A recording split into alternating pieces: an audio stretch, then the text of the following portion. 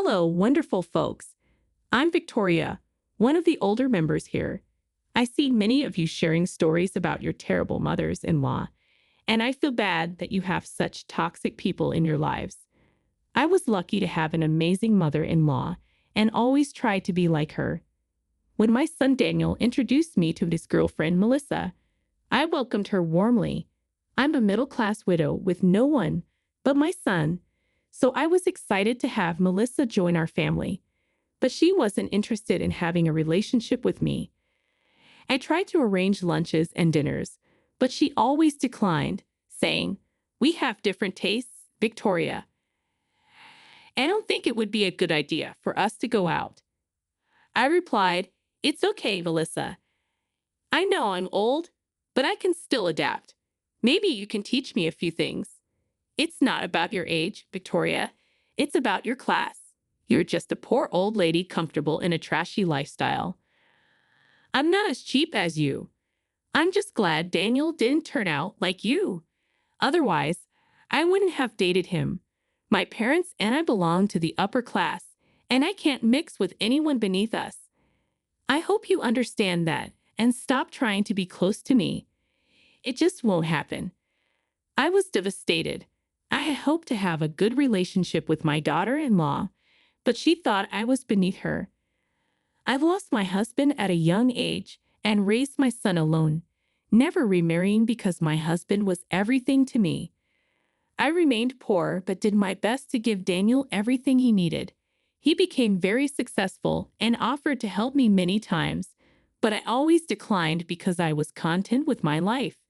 Despite this, Melissa's words hurt deeply. I stopped trying to connect with her. Daniel and Melissa got married, and things got worse. She started excluding me from their lives and never invited me to their events.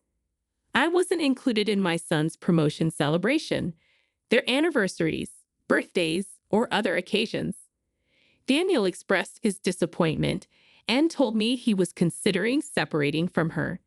She had become controlling and didn't want him to stay in touch with me.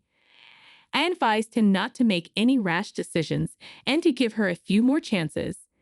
Then Melissa got pregnant with a daughter, and separation was no longer an option.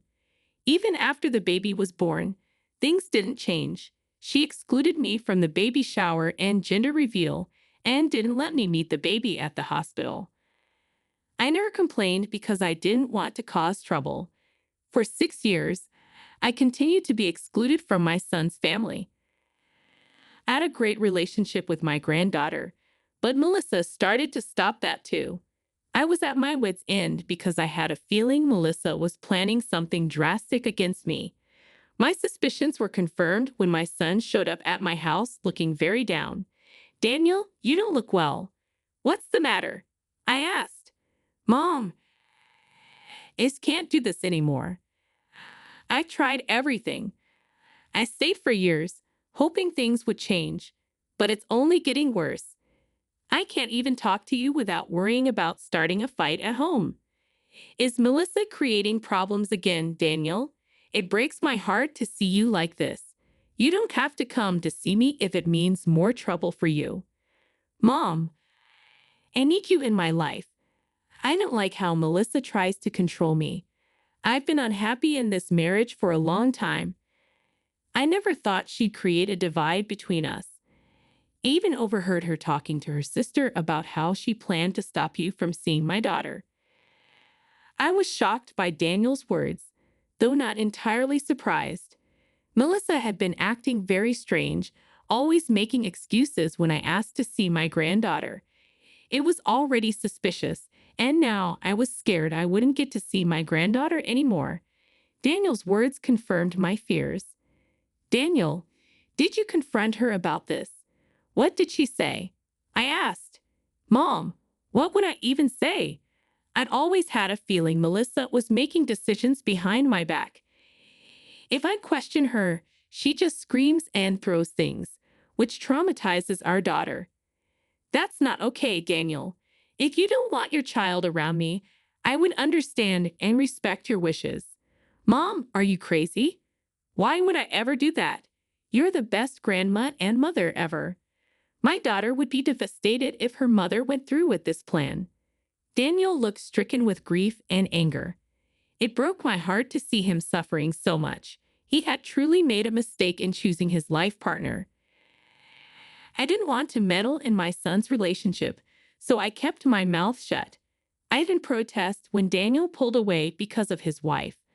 I wanted him to be happy, even if that meant not staying in contact with me. Had I known how horrible his situation was, I would have helped him sooner. I comforted him and said, Daniel, ignoring these problems and staying quiet isn't a solution. You're clearly miserable and need help. You need to stand up to your wife. If she loves you, she will be willing to change. Mom, that's never going to happen. I've begged her to get help, suggested couples counseling, and tried everything. She doesn't listen. I did my best, but I think it's time for a divorce. I think you should consider all aspects before making a decision. Why don't you go home and try to talk to Melissa one last time? After that, I will support whatever decision you make. Melissa was a difficult woman, but she was still Daniel's wife. Even if she didn't like me, I would have been happy if my son was happy. But it was clear that Melissa was toxic to my son. I believe everyone deserves a last chance before facing consequences. I hoped for their child's sake that she would come to her senses and improve her behavior. My son was desperate for change and said, I will give her one chance. I'll talk to her and lay down my terms. If she doesn't listen and tries to cut you out again, then I'll file for divorce. Daniel said, I'll talk to a lawyer and have the paperwork ready. I will only file if and when she messes up. Promise me you'll let me know if that happens. I promise, Daniel. I replied, I can see how unhappy you are. I feel so bad for you. I don't want you to live like this. If Melissa doesn't change, it will start affecting my granddaughter too. That's exactly why I've been considering divorce. Daniel said, you asked me to give her one chance, so I will. But if she tries to act smart, I won't have any second thoughts. I agreed with Daniel because I didn't want him to be unhappy. If Melissa remained uncooperative and entitled, he deserved to separate from her and live a healthy life. I also wanted my granddaughter to have a healthy home life. So I agreed to tell Daniel if Melissa did something wrong again. Daniel went home and talked to his wife about their problems. To no one's surprise, she blew up at him, calling him names and accusing him of choosing his mother over her. They had a massive fight. However, this time, things were different. Melissa saw that Daniel wasn't backing down or caving into her demands. He was adamant about standing up to her. This was a big blow to her. Later, Daniel told me, Melissa didn't expect me to stand my ground, Mom. I think that's why she asked for a second chance and promised to improve herself. She even promised not to cut you off from our daughter. It sounds too good to be true. I have a gut feeling she's just lying to pacify me. I won't lie, Daniel, but I feel the same way. Still, she asked for a chance, so give it to her. Wait and see if things get better. I'm doing that, Mom, but I'm also talking to my lawyer just in case. I'll get the paperwork done. You don't know Melissa like I do. I can sense she's not going to keep her promise. The weariness in Daniel's voice broke my heart. For years, I had nursed my own wounds caused by Melissa and couldn't bear her behavior. Had no idea how much worse it was for my son. Melissa had completely broken his spirit and refused to acknowledge her wrongs. Daniel was right about her. 2 weeks later, I called Melissa and told her I was coming over. It had been a while since I saw my granddaughter, and I decided it was time to visit. I knew they were out of school for summer break and had plenty of time to hang out with me. Plus, Melissa had promised Daniel not to cut me off from my granddaughter, so I didn't need her permission. She didn't bother to stop me, and I thought maybe she was finally letting go of her controlling behavior. I was dead wrong. When I rang the doorbell, Melissa opened the door but didn't invite me in. What do you want, Victoria? Daniel is not home, and I'm busy right now. I've come to see my granddaughter. It's been a long time, and I miss her. I don't think this is a good idea, Victoria. My daughter is not available right now. Sorry, but you can't see her today. I was taken aback. Daniel had been telling me Melissa was acting well at home, but he didn't trust her completely. I thought he was being paranoid. He was right. Melissa showed no signs of change. Since I was already there, I decided to try again. Melissa, I know my granddaughter is not at school. Her school is on summer break, and I asked Daniel before coming here. He confirmed she is home. Yes, she is home, but you still can't see her. Why not? You've been keeping her away from me for a while now. I don't understand what the problem is. Melissa, you need to tell me why I can't see my own granddaughter. Because I don't want you to see her ever again. She's my daughter, and I get to make those decisions. I've decided not to let her mingle with you anymore. You're not telling me why you're doing this, Melissa. This is unfair and unjust to both me and your daughter. Don't you dare tell me what's right for my daughter. The reason is simple. My child doesn't need to be around a loser like you. Melissa's words were filled with venom. I found myself stepping back in shock. She called me a loser and said my granddaughter shouldn't be associated with me. She made me feel small and unworthy of being in my own family's life. I was humiliated and extremely angry. What the hell does that mean, Melissa? Why are you insulting me like this? What makes you think this is okay? Explain yourself. Do I need to go into details about how unworthy you are of associating with us? You are a poor woman. You have no wealth or social status. Victoria, we have a good reputation in the city. Your son works in a high position, and my daughter goes to the most prestigious private school. I'm also a woman of high status. Our family is simply too above you and your trashy lifestyle. If anyone had ever told me that people could be so cruel to their own family, I wouldn't have believed them. But I was wrong. People like Melissa cared only about material wealth and status. Yes, I was a poor woman and still am. My son had offered me many things, but I declined. I wanted him to have the best life possible without having to shoulder my responsibilities. I didn't care about my lifestyle at all. I was never interested in climbing the social ladder and living in luxury. My simple life was good enough for me, especially since I didn't have to depend on anyone. I had no idea that would become a problem for Melissa. I had no idea my simple life would keep me from my granddaughter's life. I was shocked and hurt. What does my simple life have to do with my granddaughter? I know I can't give her much, but her dad already does that. She doesn't even complain when I don't bring extravagant gifts. That's the problem, Victoria. I don't want your trashy life rubbing off on my daughter. It's already embarrassing that everyone knows Daniel's mom is a loser.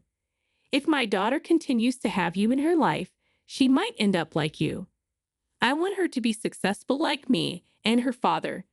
I can't risk her becoming like you. You are being extremely shallow and unfair, Melissa. None of what you said will happen. My granddaughter needs her grandma in her life. You need family too, along with material wealth. She already has a set of good grandparents, Victoria. My parents are rich and come from a high-status family. Their love and influence will be perfect for my daughter. She doesn't need you in her life, and we don't need you in ours. We have plenty of money and connections to have a good life. I was fuming with what Melissa said. At that moment, I realized how messed up she was. No wonder my son was at the end of his wits. Since I didn't see Melissa much, I didn't know how shallow and superficial she could be. I was thankful I didn't have to deal with her more often, and it made me realize how miserable my son was living with her all the time. Everything Melissa said sealed my resolve to encourage my son to divorce her. With my mind made up, I smiled at Melissa and gently told her, I think you are a little wrong in your assumption, Melissa. My son has a lot of wealth, but from what I gather, you don't have a penny to your name. You're already drowning in credit card bills. What the hell do you mean? I'm married to Daniel, so his money is my money too. I have the right to his wealth. I'm his wife, after all. Well, you won't be his wife for long, Melissa. My son is going to file for divorce very soon. I only remembered that you signed a prenup that clearly states you won't get anything in case of a divorce. Melissa looked scared for a moment before she schooled her expression back to normal. She looked at me nonchalantly, as if what I was saying was far-fetched and impossible. But I could tell she was nervous, especially because she knew Daniel had already warned her about a divorce if she didn't change her behavior. She dismissed me, saying, You can dream on. Victoria, Daniel would never divorce me. He can't be without me. I can control him well enough. Did you forget how I made him limit contact with you? Yes, you did throw a tantrum to make him limit contact with me, but he only agreed because he wanted to save his marriage with you. That was actually the first time it hit Daniel what a messed up woman you are. Over the years, your controlling behavior slowly made him consider divorce. Oh, he can consider divorce all he wants, Victoria. I know he will never go through with it. He won't destroy our perfect family and leave me destitute. You can believe what you want, Melissa. Don't say I didn't warn you. I'll leave today without seeing my granddaughter because I know I'll be able to see her soon. As soon as my son divorces you, I'll be back in her life. For now, I'll let you have this last power move. I turned to leave as Melissa went back into the house which soon wouldn't be hers anymore. I got into my car without any regret and called my son right away. When he picked up, he already sounded weary and resigned. Let me guess, Mom. Melissa didn't allow you to see my daughter. She did exactly what she wanted and took no consideration of mine or our daughter's feelings. You're right, Daniel. Apparently, she didn't want her loser mother-in-law to influence her daughter to live like a poor person.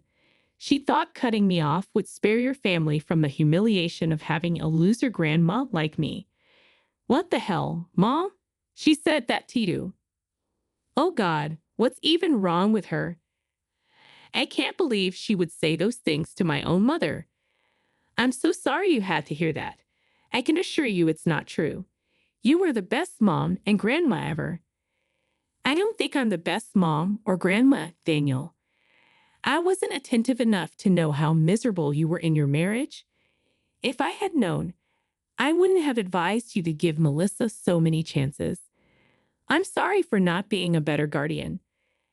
I guess you were right. Divorce would be a good move for you. Don't blame yourself, Mom. I was equally responsible for not telling you everything about my life and just going along with Melissa to keep the peace. That won't happen anymore. I will file for divorce today. I'm done being manipulated, and I'm done raising my daughter in a toxic household. We both deserve better. That night, Daniel showed up at my door with his clothes and brought my granddaughter along as well. He had filed for divorce and told Melissa about it. Apparently, Melissa lost her temper and started to attack Daniel for leaving her. She didn't want to get a divorce and lose Daniel's money, which she had been relying on. They started off having an argument until it escalated, and Daniel had to call the cops on his wife. Yes, she was hitting him in front of their daughter, who was crying her eyes out.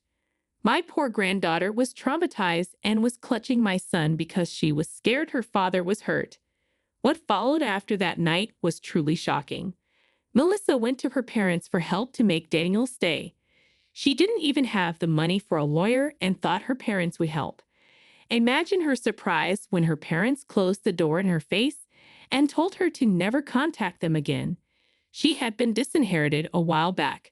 Why did her parents take such a drastic step? They didn't support her entitled and abusive behavior. They were furious with her for hitting my son and traumatizing our granddaughter. Something else came out as well, which they told us and the CPS workers. Melissa was abusing my granddaughter. She was starving her because she didn't want her to get fat.